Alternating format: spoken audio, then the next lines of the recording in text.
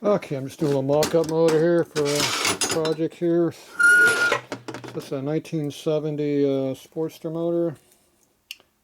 HO is 70. 70 is still cut out in here for like a distributor, because it had a distributor in this motor. 71 they went to a cone motor and it was flat across here, and they moved the number from here to here. And 71 and 2 still had the VIN boss over here, even though it's blank. So this is one way to get a nice new case with a new number on it. Have a case. So these are notorious for being blown up, and this one's really nice condition. So there's your production date right there.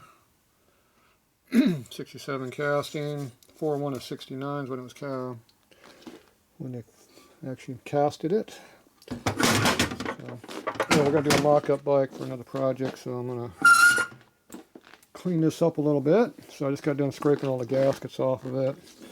I just got done taking this plate. This is an xlch motor, so it didn't have any electric start on it. I'm guessing that's what it was. So this has the Timken bearing still in here, and I got a crank sitting in one of these boxes somewhere where the crank. So I'm going to slam a crank in this real quick. And just get it so we can do a mock-up motor.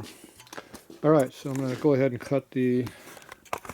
scrape off the rest of this gasket material here. Use my gasket scraper. We're not going to be using this for now, so we'll leave it off to the side.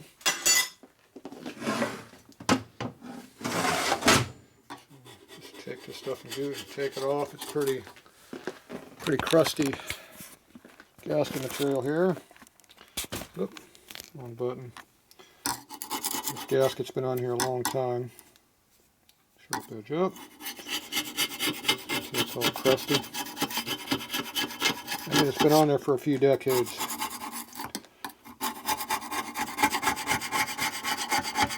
I'm surprised I was on there since 1970. Doesn't surprise me. This case is in really good condition, so I don't think it's been used too much. They did manage to break off the kicker mount here, but that's been welded on. That's the only thing wrong with this case. See how the inside of the case looks like brand new? The outside's kind of nasty from sitting, but all the studs are still all zinc plated. So this case doesn't have a ton of miles on it. Okay, we knocked off the heavy stuff. That's all we need to do. We need to pull these apart. I could blast it as a unit if I wanted to, so let's see what it looks like on the inside. I still might do that. All the bolts are out. Yeah, the inside's real nice and clean, but the case race is crusty and dirty in there. I'm thinking that's just a lot of grease, hopefully. All the brown stuff seems to be wiping off out of the hole here. And it's still got rust on it though.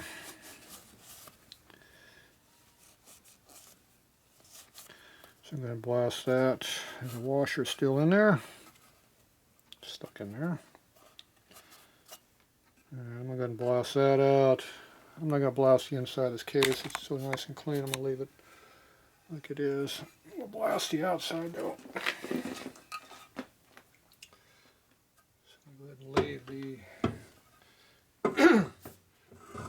put this back together as a full set. Blast it as a unit instead of taking it apart. Alright, so take this over our bead blaster and give it a little once over. Alright, I'm in a mess of my workbench here.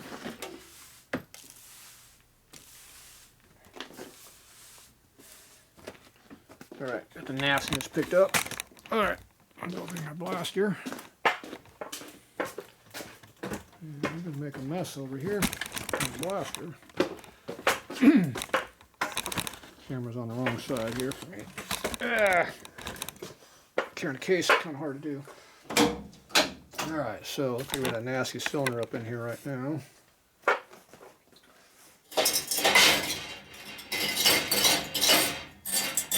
Alright, we're not going to blast that. I'll leave that for later. Blast this. Case stud. Yeah.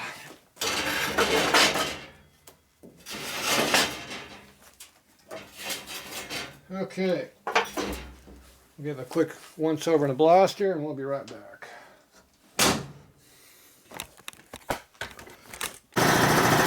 Alright, we're building up air pressure. There's the first go in the case there. Got it all cleaned up on this side pretty good. Definitely see the vent on it now. Got this roughly cleaned up pretty good there. Got the bottom a little bit too. I ran out of beads. That's pretty cleaned up. Not a real good job, just kind of make the knock about 90% of it off. You can still see a corrosion in here in places. I'm just doing a quickie job here. So to fill the motor for real, you clean it better.